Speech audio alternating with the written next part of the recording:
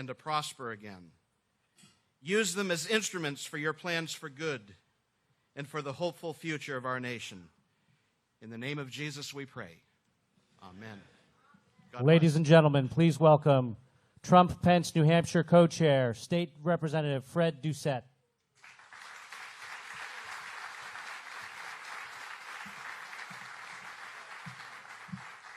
It's my distinct honor to lead us in the nation's pledge.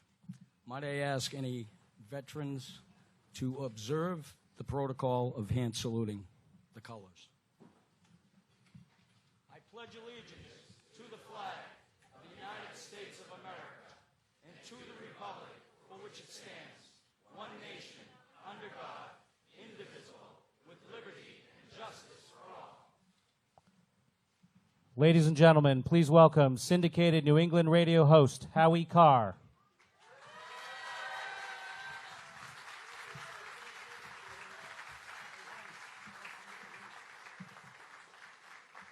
Good to see you, Al. Good to see you. Is everybody happy? Good to be here tonight, and Donald Trump is on his way. He's touchdown in Manchester, and so he's going to be here very shortly, and we're going to do the town hall meeting here. We're going to try to take about 20 questions, go about an hour long tonight. Ask everybody. I'm going to try to. I've got a lot of questions here. And if I have your name on the question, I'll ask you to stand up, and I'll read the question. And it's going to be on TV, so try to keep the applause until the very end, because that's down if you're Trump. We all love Trump, right? You see the new poll today? See the new poll out of Suffolk University? He would be about a week ago. He's down to 2 points within the margin of error.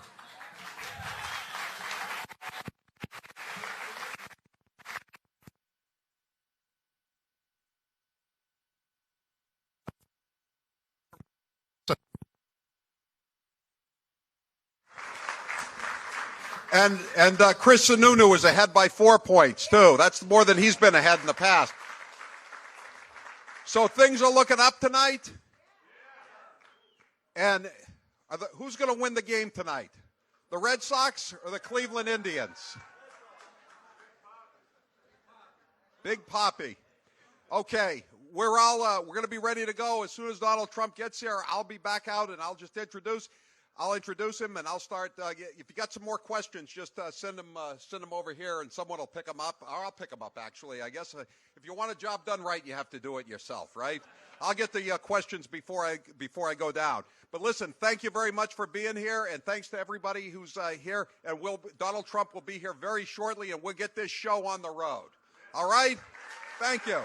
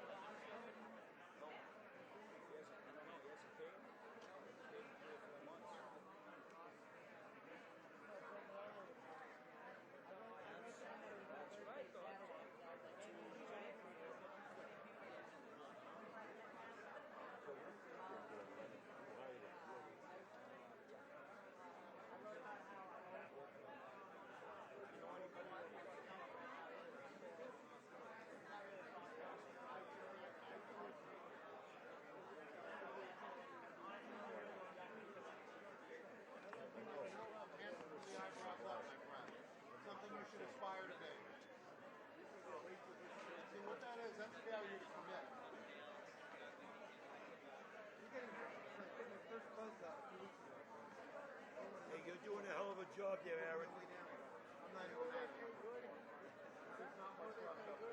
You're doing a hell of a job. We don't care what anyone says.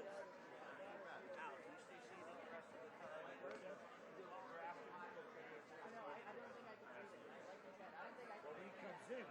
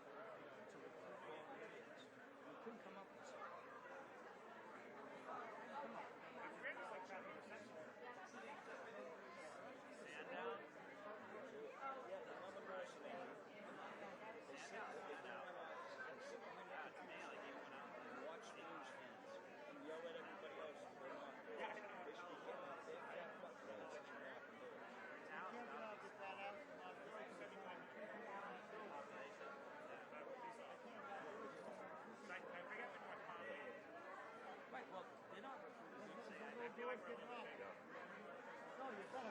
It's a respect thing. Huh?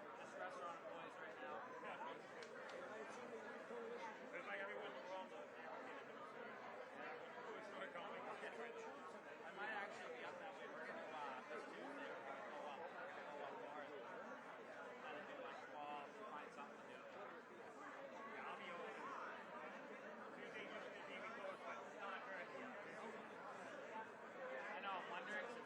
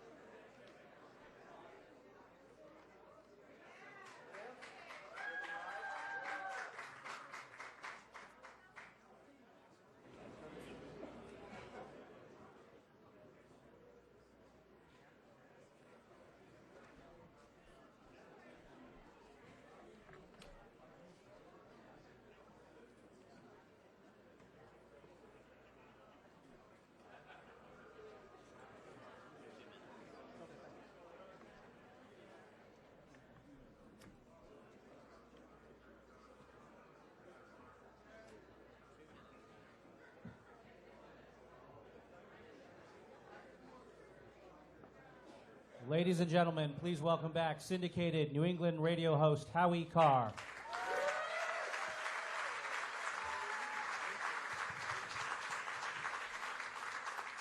Are you ready?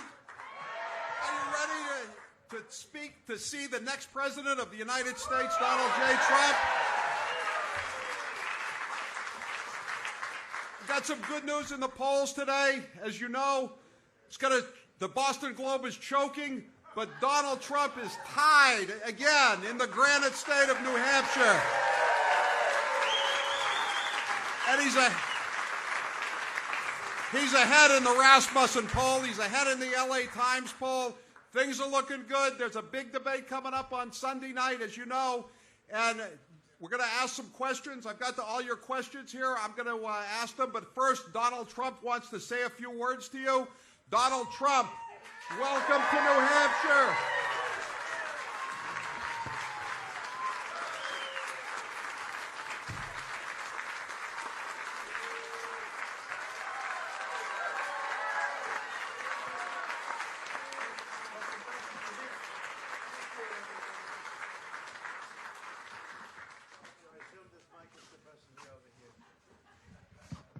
Is that mic working? It's like the presidential debate, the commission, where they gave us a bum mic. Some commission, that is, let me tell you. So I want to thank everybody. This is great. You know, New Hampshire, we won New Hampshire in the primaries, big league, far exceeding the numbers that everybody thought. And now I hear we're winning by 1 and tied and winning by 2 and tied in another one. How are you? So I just want to thank everybody. This is great to be with you. So these just came out. Remember, whenever we won, I like to talk about polls. If we're doing badly, I don't know about polls. No, it's true. When we do badly, I don't know about polls, right? But when we're doing well, I know about polls. I used to drive. Chris Christie's here, our friend. Where's Chris? Right over here. Governor guy. And he was a tough competitor, and he said, "You used to drive me crazy when you talk about those polls. Why did you talk about the polls?" I said, "Because I was number 1. But if I was number 2 or something, we wouldn't be talking." But first of all, thank you, everyone. And New Hampshire was where we had our first victory. You remember that, right? And then we went on to lots of other places. And we had tremendous support from so many of our friends. And tremendous compliments, Tom Brady and Coach Belichick and so many people we just have great relationships with, and great relationships up here. So these just came out, just literally came out. Rasmussen, that's national poll. Trump, 43. Clinton, 41. Los Angeles Times, national, great poll, supposedly. Well, that's because I'm leading. Trump 46, national. Clinton 42. UPI national. Trump 49, Clinton 47. Reuters Ipsos, South Carolina. Trump 49, Clinton 44. South Carolina's great. That was where we had another great, I'll tell you, the results in South Carolina during the primary were amazing, and it was fantastic. Great people. Colorado, Trump 45, Clinton 43. I just left. That was a good one. And Wisconsin, where I'm going tomorrow, Wisconsin, they have Trump at 42 and Clinton at 42. And that's okay, because I was about 15 points behind 3 or 4 weeks ago, I think, right? So, how are you? So that's one. All right, anybody can check them. You can check them. Now, here's one that's a biggie. UPI just came out like a little while ago. Virginia. I love Virginia. Tremendous properties in Virginia, a lot of employees. I think all my employees are voting, I'll tell you. Virginia, Trump 50, Clinton 45. Ooh. UPI. That's a big one. Is there a little surprise? Look at the media. They're going crazy. They don't know what's happening. They don't know. They can't believe this. They're not happy, I want to tell you. This is not the way it's supposed to be happening. The American people. Right? This is not what they had in mind. The crooked media with the crooked Hillary. New Hampshire, 48-48. What's wrong? What's going on here? New Hampshire, 48-48. I don't like that. That doesn't sound like my friends from. We're going to win New Hampshire. We're going to win New Hampshire. We're going to win New Hampshire. These all just came out a little while ago. Arizona, 52, Clinton, 42. Wow, up by 10. Here's a good one. North Carolina, UPI, North Carolina, Trump 50, Clinton 46. Whoa, look at this one.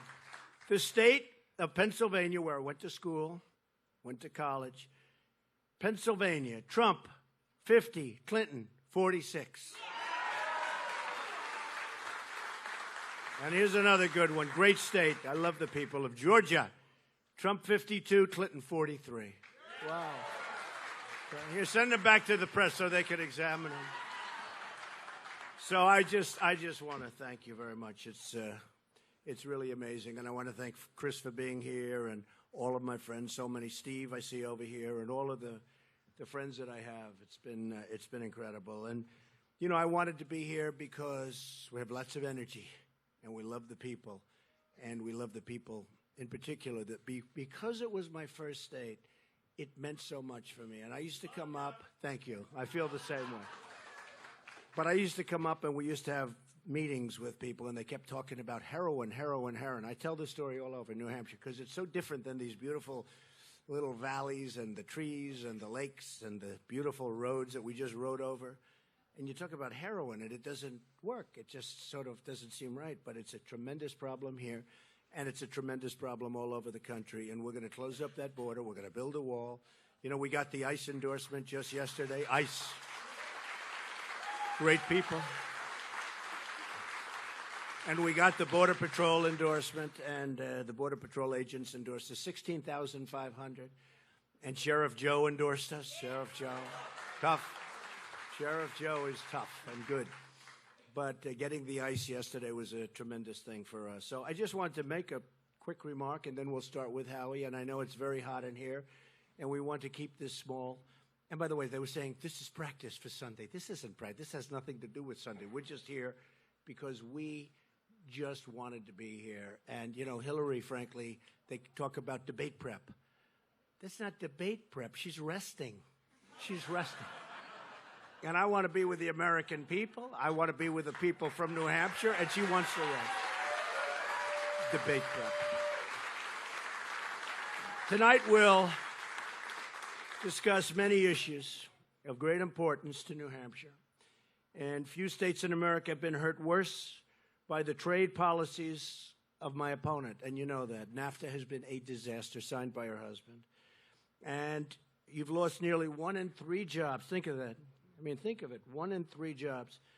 Since NAFTA and China made deals, we made deals with China, World Trade Organization. What a disaster that was. Supported by Hillary Clinton. But the NAFTA deal signed by her husband. Although he did a great thing 2 days ago when he was willing to say how bad Obamacare was. That was pretty good. That was pretty good. The open border policies, and I just wrote this out, but I feel it's so important. The open border policies of Hillary Clinton, including catch and release, another terrible practice, have allowed a massive influx of drugs into New Hampshire and, frankly, into states all over our country, almost every state. And it's really fueled the tremendous heroin and drug crisis that we have. We're going to close up those borders, folks, believe me, and I promise that to you. In New Hampshire, more than anything else, I said, and I talk about it no matter where I go, and I mentioned this state because it was really the first glimpse I got at how serious a problem we have. They're poisoning our youth. They're poisoning more than our youth. They're poisoning everybody. But they're poisoning our youth. It's tough enough out there. Our youth doesn't have a chance with what's happening, and we're not going to let it happen anymore. And we're going to help the people that are so badly addicted. We're going to help them. So I'm going to bring your jobs back. Our jobs are leaving like you never saw before, record levels. I'm going to stop the drugs from coming in. I'm going to create school choice, and we're going to get rid of Common Core, which is a disaster. And we're going to create something very special for every disadvantaged child in this country, of which we have far too many. We're going to repeal and replace Obamacare, which Bill admitted this week is a crazy system. Can you believe it? Hey, at least he's honest. Boy, has he suffered. Can you imagine? Can you imagine that? Has he suffered? But he said it's a crazy system that doesn't make sense and doesn't work, and where people end up with premiums doubled and coverage cut in half. I couldn't have said it better myself. I've been saying it. Hey, I've been saying it for 2 years, longer. I know. I'm going to put him on the campaign. Oh, I'm sure they. Do you think anybody's called him and said, let's retract? He did a minor retraction, but you could see he wasn't happy about it. Remember Jonathan Gruber? Do we remember the name? I don't ever forget. Jonathan Gruber, the architect of the bill, admitted it was sold on lies. Remember that? Sold. He thought he was talking to his friend. Unfortunately, his friend turned out not to be such a good friend because his friend had a little cell phone going. Those cell phones are brutal. Just like emails are brutal unless you want to delete them all. Unless you delete about 33,000. But Jonathan Gruber, the architect of Obamacare, admitted it was sold on lies and talked about the stupidity of the American voter, right? Remember that? The stupidity of the American voter. The only stupidity was that the politicians who ignored the American people and forced this thing, absolutely forced it down their throat. And Hillary Clinton wants to double down. She wants to make it even worse. I mean, that's ultimately what's going to happen. In me, you've seen what we're going to do. You're going to have much, much better health care at a much lower price. And people are going to be very happy, extremely happy. And we're going to take care of those that are disadvantaged, that can't afford to do what others can't afford to do. But you're going to be spending, and we're going to take care of them better than they're being taken care of now.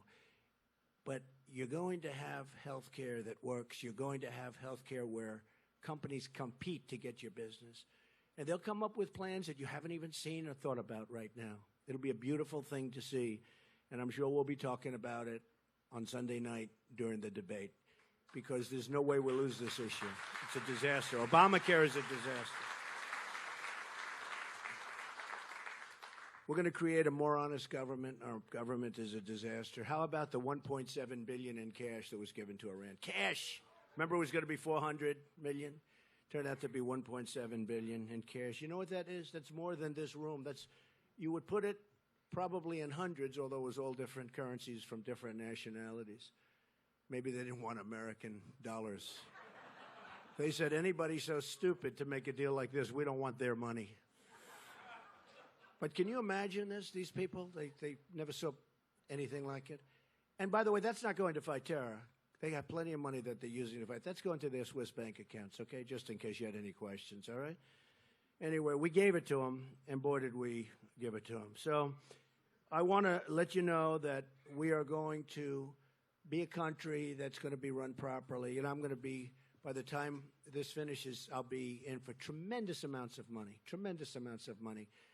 that I fund myself.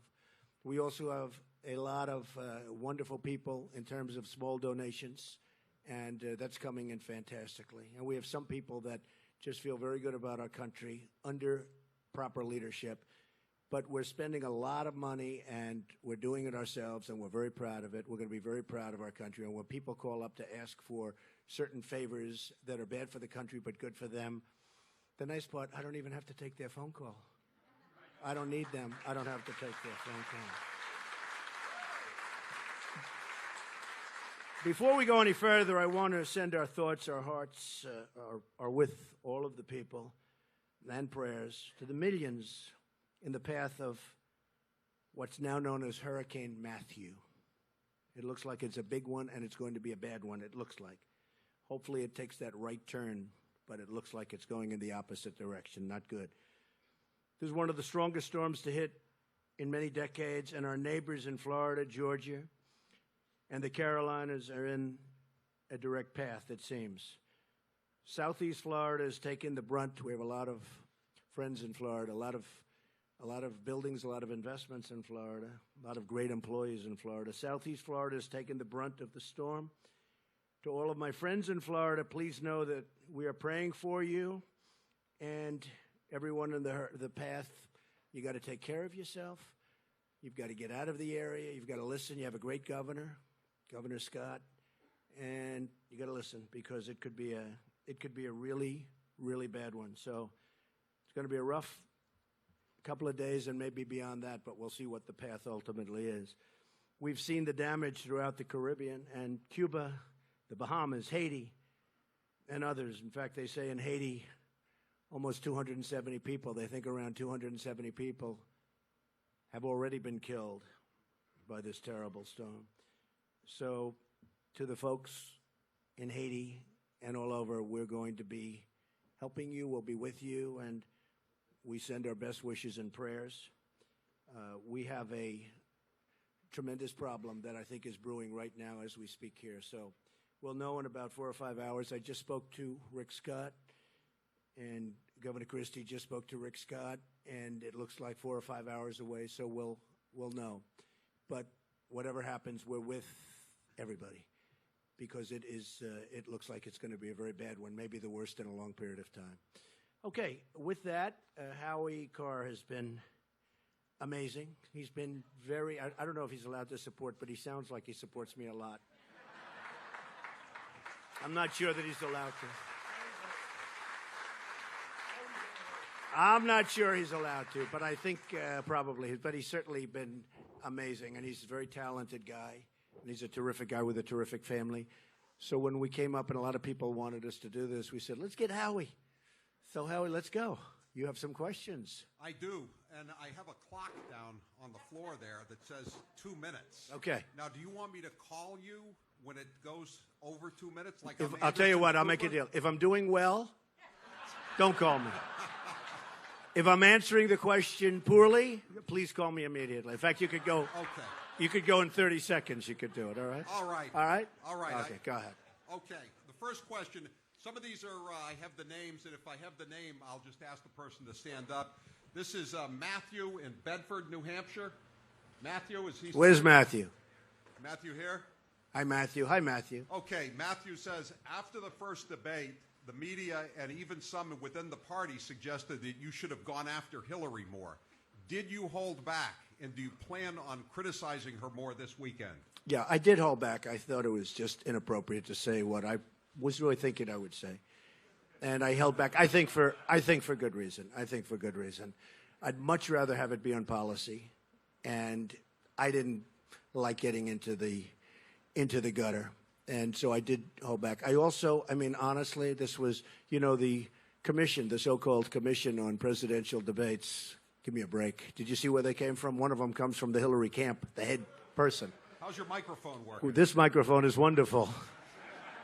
But I had a problem with the mic. We had a guy inside the room oscillating my mic. It wasn't that the mic didn't work. And it's interesting. I went there a little bit before, and I said, boy, the mic is so great.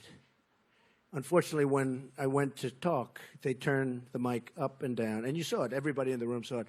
So we had a real problem.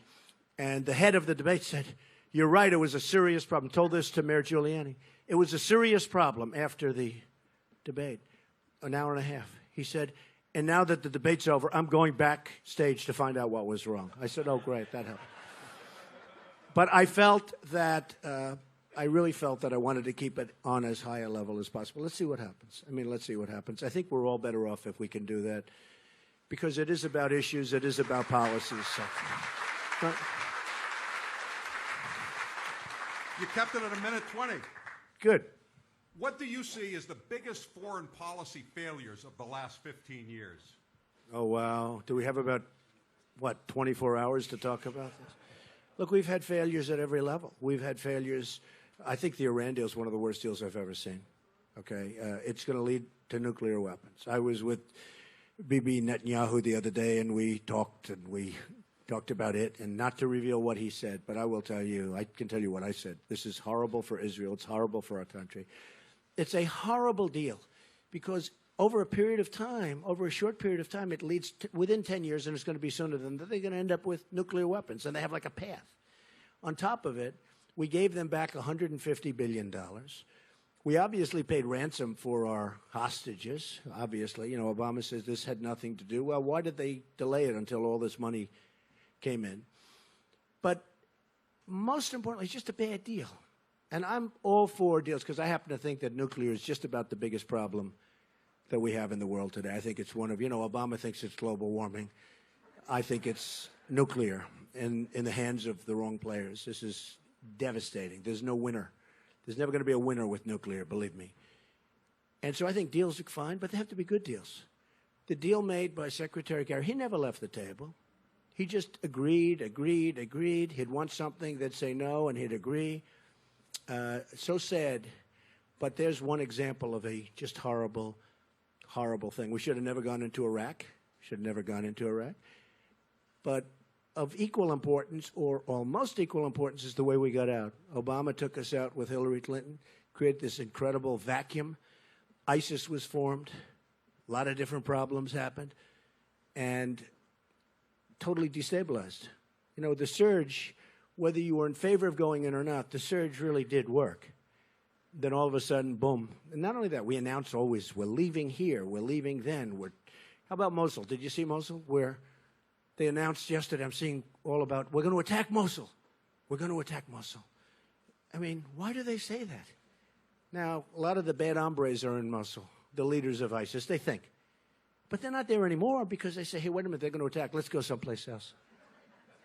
Isn't there an element of surprise? Remember when we were young and we were studying history and they talk about some of the great generals and the great attacks, and it was called the element of surprise?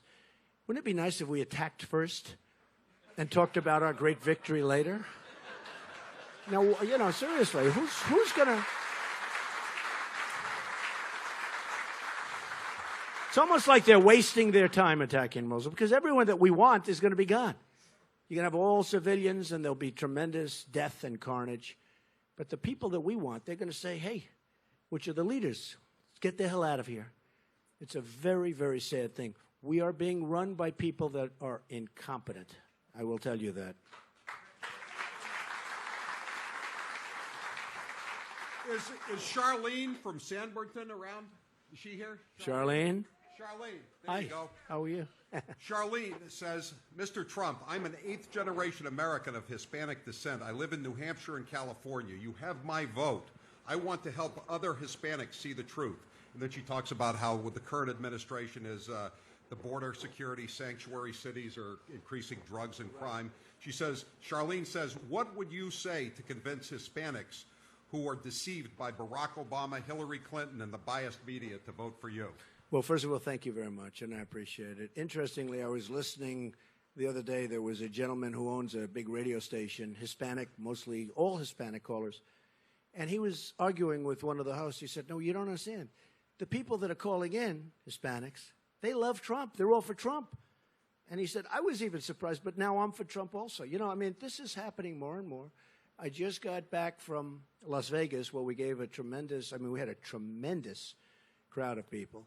A lot of Hispanics, Latinos, they like to be called in that area. You know that, right? Hispanics and Latinos. But we had tremendous response and just tremendous, it was an outpouring of love, amazing. And you know, people that are here legally, they don't want people coming across the border illegally, taking their jobs, taking their homes, taking whatever they want to take.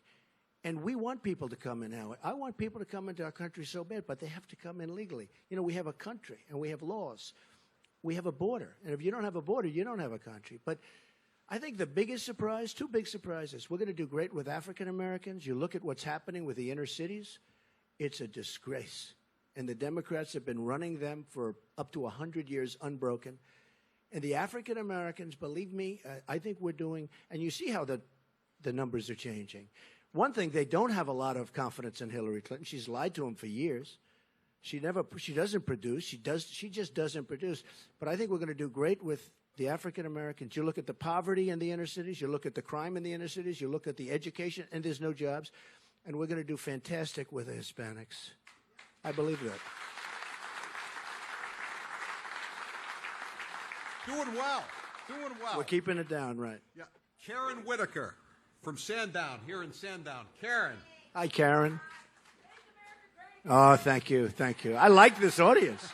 I like this audience. How do you define the income range for middle class? It cannot be based on where you live because the U.S. tax codes do not discriminate based on geography. Well, look, the way I look at it, the middle class has been forgotten in this country. Taxes are too high. Jobs have been taken away from you. A lot of our companies, a lot of great companies have left our country. They've gone to Mexico and other places. China is making so much of our product. We don't make product anymore anywhere near like we used to. And I will tell you, it's such a great question because our middle class has been treated so badly by the politicians. I mean, it's like forgotten. And we're lowering taxes, as you know, way down for the middle class. We're changing the tax structure completely. We had 7 brackets. Now we have 3. And we're bringing it down actually for those making not a lot. It's 0, and we don't want them to send in because that's huge bureaucratically and extremely costly.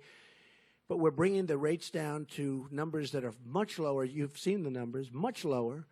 And you're going to have a much lower tax base. Hillary Clinton's raising your taxes way up. I don't even know what she's thinking. We're already the highest tax nation in the world, just about. They can maybe find every once in a while they'll fact check me. Well, no, there's a nation that you never heard of where it's slightly higher. We are just about of the industrialized nations. We're the highest taxpayers in the world. We're the highest tax nation in the world. Our business taxes are going to be brought from 35% to 15%. We're cutting regulations, which are absolute. We want regulation for environmental. We want regulation for safety. But the regulations are massive, Howie. They're massive. And we're cutting the regulations at a tremendous clip. And I would say 70% of the regulations can go. It's just stopping businesses from growing. And I think you're going to see a tremendous change in this country. We're going to see jobs come back. We're going to see companies come back into our country. And right now they're just leaving. It's a one-way street out. We have a one-way street right out of the country. And they're going largely to Mexico and other places. But Mexico is the 8th wonder of the world. I tell this story a lot. I have a friend who builds plants. And he builds these massive plants. And he says, Donald, you have to see what's going on in Mexico. I said, how about our country? He goes, not so much. We're going to switch that around a little bit. And we'll get along great with Mexico, by the way. But we've got to switch that around. It's been a one-way highway out of the United States. Is CAFA C in Londonderry here? CAFA C. CAFA. I recently graduated magna cum laude with a BS in chemistry, and I'm having a lot of trouble finding a job. What's your plan to bring jobs back to America? Well, that's the biggest problem, and that takes place with so many. And even though it's over 100 degrees in this room, don't feel bad. You know, this room was not meant for this many people. You do know that, right? I heard the other night I was making a speech, and we had tremendous, massive crowds, and it was really hot. So I'm a little warm, and there might have been a little bit of sweat. And one of these dishonest people said, Donald Trump was sweating tonight. I said, sweating? It was 100 degrees. And guess what? We're all sweating tonight also, right? That's okay. That's good. That's healthy. The biggest problem you have is people go to college. I mean, that's great getting out Magna. That's fantastic. That means real smart. But people go to college, they work, they borrow money, they're up to here. They're up to their neck in debt. And then they get out and they can't get a job. I mean, it's such a massive problem. They can't get a job because our really good jobs are gone, and they've gone to other countries. And so many other countries are making our product. I want to see the day when you could get those great marks in that incredible profession, which you love probably, or you wouldn't have been so high up in the class, right, at the top. But I want to see the day when we can have those jobs back in this country at the highest level. I want to see the day when Apple will make their iPhones in this country instead of making them in China and Vietnam and all over the place, okay? And believe me, if I'm president, that's going to happen. And I use Apple as an example. But in all fairness, Apple makes all its products all over the place. They're not making them here, mostly in China. Now Vietnam, which is becoming very strong for this. They're going to start making them here. They're going to start making them here. We have the people. We have the most unbelievable people. If I learned one thing in going around, because we started on June 16th of last year, and I've gotten to know the people. And we have by far the biggest rallies that people have seen, far bigger than Bernie. And he was second, but far bigger. Now Bernie's aren't so big, by the way. They're very small. Bernie made a big mistake, by the way. Bernie Sanders would have been legendary if he didn't make a deal with the devil. When he made that deal, his stock went way down. It went way down. I mean, honestly, even as somebody that is, disagrees with him on a lot of things other than trade, we agree very much on trade. Very, very much on trade. Except I'll do things about it because I like free trade, but I want to make a great deal free trade. But he was right on trade because our country is being ripped off on jobs, on everything. But we're going to have a country that makes product again. We're going to have a country that Apple and these other great companies are going to make their product in our country, and we're going to have lots of people working, including yourself. We have to do that, okay? Thank you. Is Bob Swanson here? Bob Swanson. Hi, Bob. This is one of my favorite questions. When you become president, and can you assure the American people that you are going to clean house from the top at the FBI, Justice Department, State Department, and the VA? And in what order would you start? Well, I guess we'll be talking about this for a while to come, but I have to tell you, it's one of the saddest things I've ever seen happen to our country. What's happened with Hillary Clinton, where you send emails, where they send a subpoena, and they want all of your emails. I mean, if you're in private business and you do what she did, it's called the who's go, okay? The United States Congress sends a subpoena wanting emails. And she gets the subpoena and she deletes 33,000 emails and did many other things, including lying all over the place.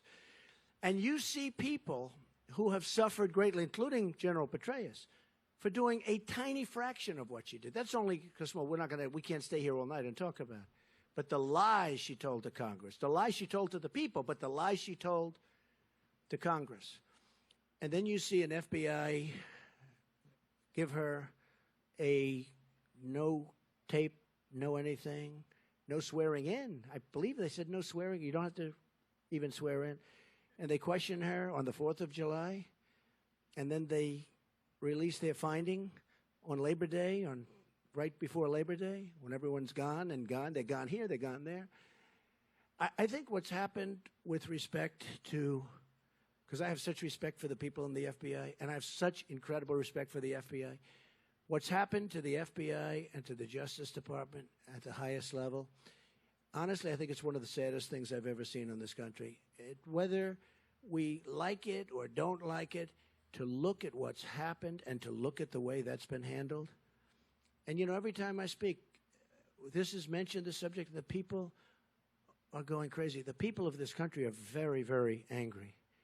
Very, very angry. And I would think, I don't know this, but I would think that some of these great FBI agents and the people that work within the FBI, I would imagine they are just furious at what's happened to the reputation of the FBI. So, I think it's an amazing question.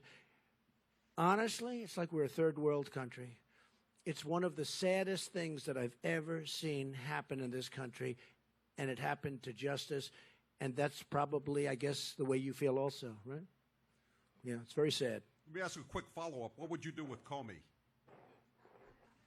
I just am very disappointed. When he read the charges, and he's going 1, 2, 3, 4, and I'm saying, wow, they're going to do the right thing. And then he goes, essentially, however, it was amazing. It was amazing to go after point, and that was only a few of them. So it's very disappointing. It's very disappointing. Sharon Osbourne from Auburn. Sharon. For the conservative holdouts, Mr. Trump, who are not on the Trump bandwagon yet, what can you say to convince them that your support for traditional conservative issues of free markets, the Bill of Rights, and the rest of the Constitution mean they should endorse you? Well, we don't have too many, Howie. I'll be honest with you. The press likes to report You have some of these long-term people that have done such a bad job. You look at the problem our country's in. I would never use these people, and they know that. So then they announce in a group that they're going over to Hillary, right? You understand. And they announce in a group. But, we have tremendous support, including a couple of your very distinguished folks from New Hampshire who were against me, who are now for me. And you're allowed to announce the names. But we have tremendous support in New Hampshire. One of them was very tough and very smart. Go ahead. John Sununu? That's true. I'd watch him and I'd say, boy. His son, tough. His son is 4 points up tonight. Oh, that's in that good. poll. Well, that's good because I thought it was terrific. I met him the other day, and father and son, and I think they're great people. But he was tough. I'll tell you what, he was really hunting for Trump. And you know what? I respect somebody that can go the other way. It's not that easy, a pivot, as you would say. But I very much appreciate the Sununu family and the fact that they are with me and I am with them. And they're going to do very well. He's going to do very well. And I see the numbers. And one of the things that have really happened, they all thought, oh, Trump, because, look, I've never done this. But I've done very well in my life and business and done a lot of good things. But I've never done this. So all of the reports, well, you'll take down the senator and he'll take down this senator. Do you know how well the Republicans are doing? I guess there's a gentleman in Illinois that's not doing so well. This guy was actually taking out ads against me. I said, are you sure he's a Republican? Maybe he's a Democrat. And he's not doing well, but hey, that's his problem. I mean, he was not for me. But if you look at, and that was for political reasons. But if you look at what's going on, now they're all talking about, in fact, the other day I saw, very interesting, one of the announcers said, Donald Trump is having a very positive effect on these races. The Republicans are going to hold. They're doing terrifically well, far better than anyone thought.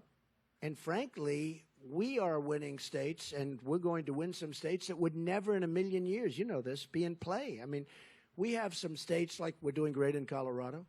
Somebody else wouldn't do well. Nobody else would do well. We're doing great. I think we're leading Colorado in one of the polls, as you know, just came out. We're leading Colorado. I just left. We're leading a lot of places, and we're doing at least very competitively in a lot of states that absolutely would not be for Republicans. And, one of the funny things, they do the maps. And remember 2 months ago, I'd watched the different people that do the maps. And there's a very small path. It's tougher for the Republicans, I have to tell you. But they said there's a very small path. But I was watching the other day, and the same person was saying, wow, this path is getting a lot wider. Doesn't mean they were happy about it, but the path, now there's 4 different paths. Before there was one little one. Nate Silver. Well, Nate Silver has been, he didn't predict us in the primary, and he had never called a loser before. I mean, he's always been on the right side of what happened in terms of at least his predictions. And he didn't predict me in the primaries, and in all fairness, never seen me, never spoke to me, never saw what we did. We had 17 very talented people, and one by one, it was a beautiful sight to watch, wasn't it? Beautiful. Being. And by the way, Howie, those people, most of them endorsed me. Ben Carson, Chris Christie, so many of them endorsed me, and they're great endorsements. Scott Walker has been incredible. He helped Pence. He helped Pence, too. Mike Pence, by the way, has been fantastic, and he did a great job last night. He did a great job last night. That brings me to another question from Lois from Brentwood. Lois, Thank you, Lois. did you really say, Lois asked you, were you upset about Mr. Pence's debate success? As John Harwood said? John Harwood was the worst moderator out of all the debates we had. How many did we have, 11 or 12? He was so bad. This guy knows nothing about me. I was so happy. And I saw today that somebody on CNN, the Clinton News Network, who knows nothing about us, they use John King, actually. He's a nice guy. I like him on the maps. He does a good job with the maps. I like him better now than I did a couple of months ago, because a couple of months ago I had no chance. Now all of a sudden that map is getting very red. But John King said, they always have a source. They always have a source. A source within, nobody talks to him.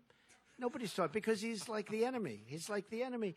But he said, and a few other people said, Donald Trump was at first happy, and then he was unhappy because Mike Pence did so well. I said, unhappy? We're jumping up and down. He was so good. And I'll tell you what, he's a great human being. You can't root against him. You can't. But I was telling Chris, I said, can you imagine these people are saying that I would have loved to have, seen them not do well because that makes me look better. These people, that's why a guy like John King has stayed in the same position for how long has he been at CNN? I used to say, I think someday he'll be an anchor. Guess what? He's still doing the maps. But no, I was so happy. And I can give you my word on this. I was so happy that Mike did well. And I was rooting him on, and we were talking all during the day, and I was giving us some ideas, and we were running things by each other. And it's so disconcerting when you hear, even tonight, they said, Donald Trump is going to New Hampshire to practice for Sunday. This has nothing to do with Sunday. And it's like they make you into like a child. And I love the people of New Hampshire. This was set up a little while ago. They were going to cancel it. And I said, why are you going to cancel it? Well, you want a debate prep. I said, forget debate prep. I mean, give me a break. Do you really think that Hillary Clinton is debate prepping for 3 or 4 days? Hillary Clinton is resting, okay? She's resting. She wants to build up her energy for Sunday night. And you know what? That's fine. But the narrative is so foolish. I'm here for one reason. I love the people of New Hampshire. I said I was going to be here, and I'm here. Very simple. This one is unsigned, but it's a good question. What advice would you give to young Americans looking to achieve the American dream? Always go into what you love doing. And you may have parents that are trying to push you one way or another, but you know what you love. You have to do what you love. And I say this all the time. I say it in speeches and everything. I mean, I'll speak in front of young people because I love doing it. And I say always follow your dream. Always go into what you love. And never, ever quit or give up. I've seen a lot of people over the years. Big people, not so big. Usually it's not so big because if they quit, they're not going to get so big. But the most successful people I've ever met are the people that never quit. They never give up. They just don't take no for an answer. So do something that you really love doing because then it's not work. And never, ever quit or give up. All right, do 1 or 2 more. Okay. Thank you. I think you've dealt with this one before. It's from Al Baldessaro over there. Hello, Al. Al, Hey, Al. stand up, Al. Al wants to know what you're going to. Al wants to know what you're going to do about the VA. How are you going to make it possible? Well, the veterans, as Al can tell you, and as a lot of the veterans in this room, because I recognize some of you, and I've become very close to the vets. And a lot of it started with New Hampshire, to be honest, and Iowa. But I really got close to the vets. And I'll tell you what, in many cases, they're living in hell. What's going on with the Veterans Administration, between the corruption, the long waits, 22 suicides a day. I thought that was a typo. When I heard 22 suicides a day, I said, that's impossible. 22 suicides a day. Much of it caused by the fact that they can't get to see doctors. Howie, they wait in line for 5 and 6 days, and at the end of the 6th day, the doctor says, sorry, I'm going on vacation. And actually, the Veterans Administration, and the vets tell me this, they have some really great doctors. But getting to see them is sometimes almost impossible. We are going to solve, finally, the problem of the Veterans Administration. We have illegal immigrants that in many cases are treated better than our great veterans. And you know that, and everybody knows that. They're being treated better than our veterans. And that's not going to happen. One of the things we're going to do is the lines are impossible.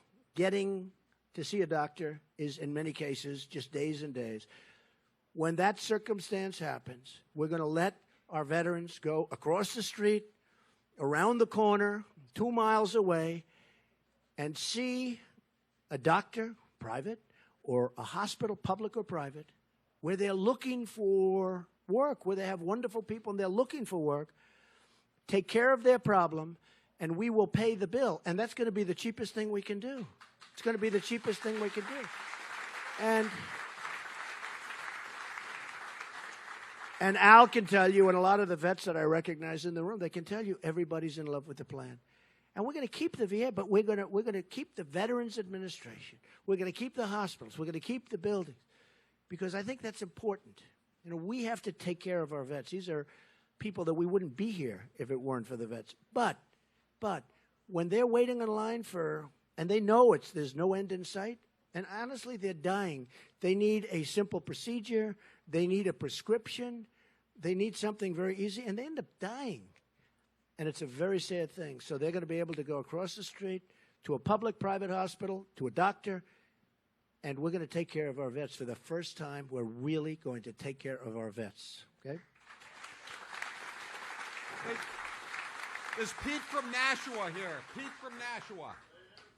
Pete from Nashua says Hillary Clinton wants to give Social Security and Medicare to illegal immigrants through citizenship.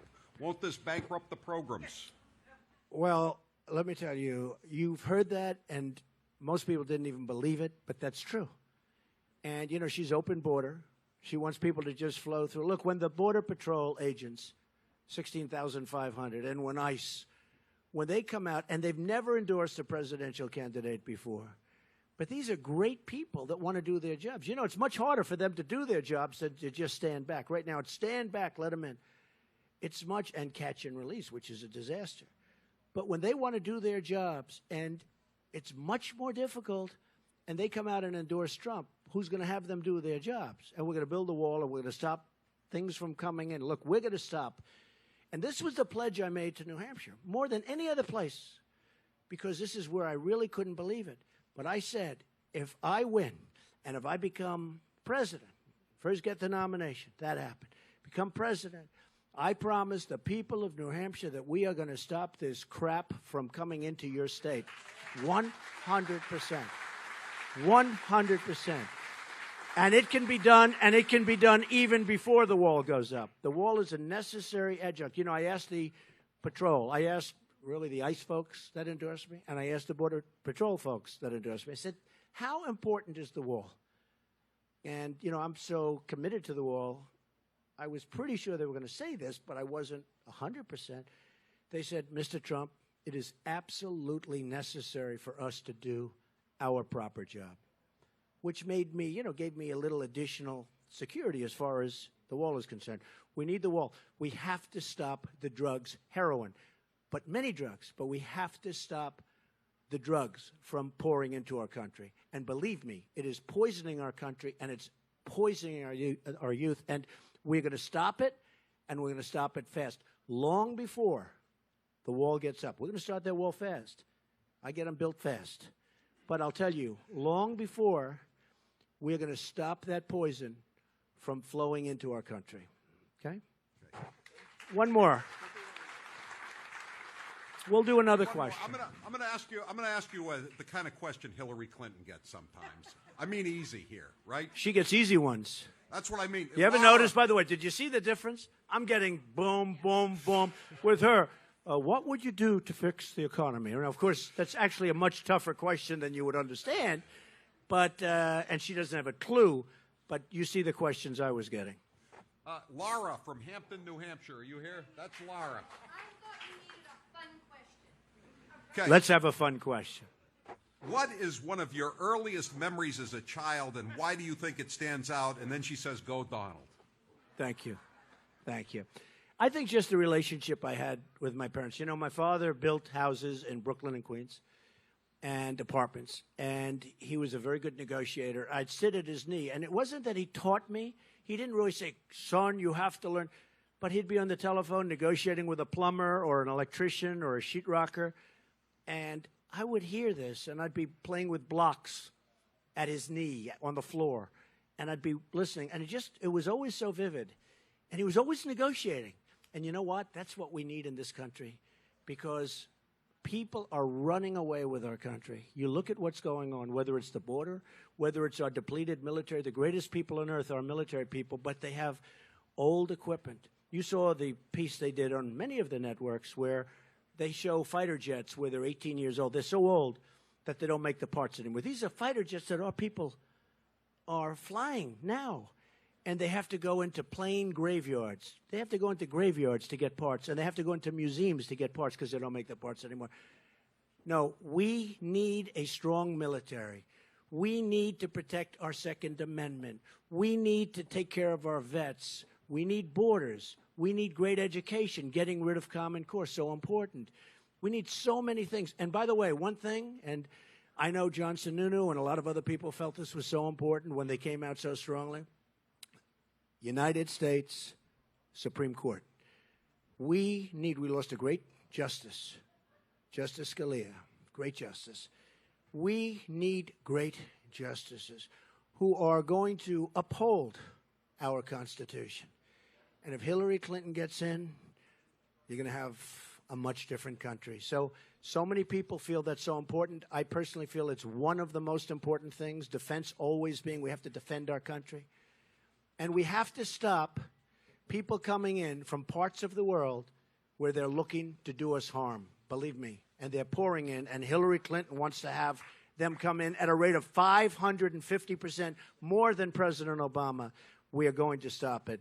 And you know the statement, we are going to make America great again, and it's going to happen quickly. So thank you very much, everybody. Thank you. I got one more question for you, Donald.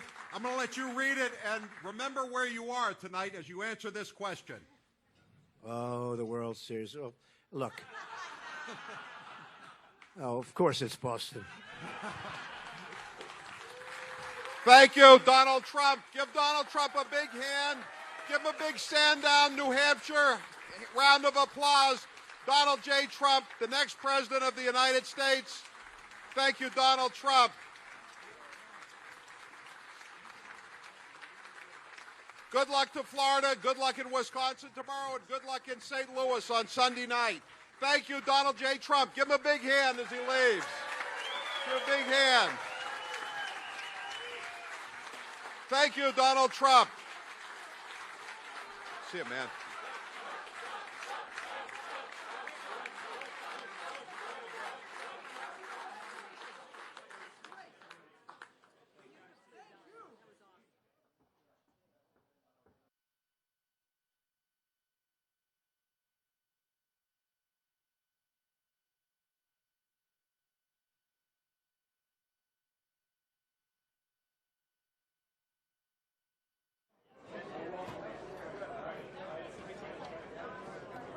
Full camera setting rolling or not?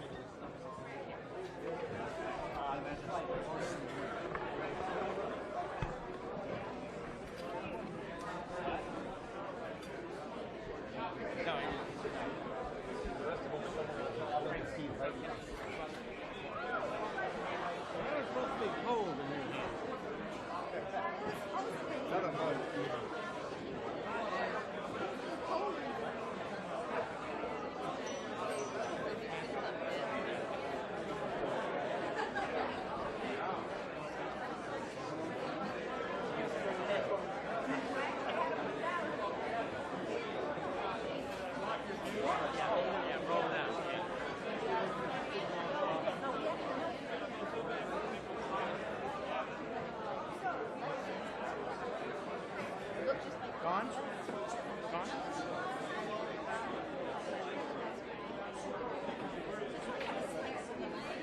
Good? Off?